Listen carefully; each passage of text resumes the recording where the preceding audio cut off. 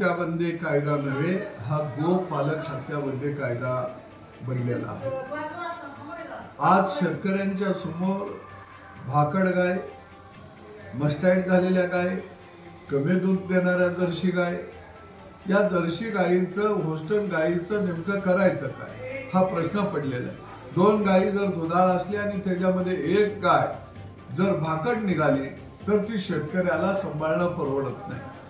Jersey गायला आणि म्हशीला जर गोऱ्या झाला तर तो आज अवतालाही चालत नाही, बाजारातही त्याला विकता येत नाही।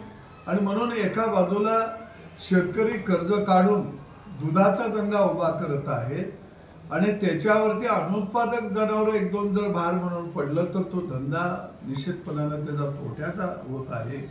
आणि गोरक्षक हे जनावर बाहेर विकायचं म्हणलं तर रस्तोरस्ती अडवत आहेत, खंडणी बहादर बनून खंडण्या गोळा करत आहेत आणि याचा फटका निश्चितपणाने गावगाड्यातल्या शेतकऱ्याला बसत आहे।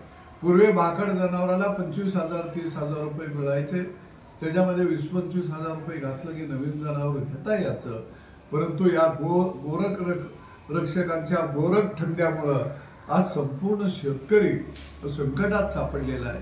गोरक्षक हे नाही, हे गोभक्षक सगळे झालेले आहेत आणि म्हणून आता शेतकऱ्याला पर्यायाने लढा देण्याशिवाय आम्ही नांगराचा फाळ हातामध्ये घेऊन या गोरक्षकांचा आता बंदोबस्त करणार आहोत, कारण ही लढाई शेतकऱ्याच्या अस्तित्वाची आहे, शेतकऱ्याच्या घामाची आहे।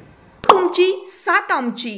यस न्यूज महाराष्ट्र चॅनलला लाईक करा व सबस्क्राईब करायला विसरू नका।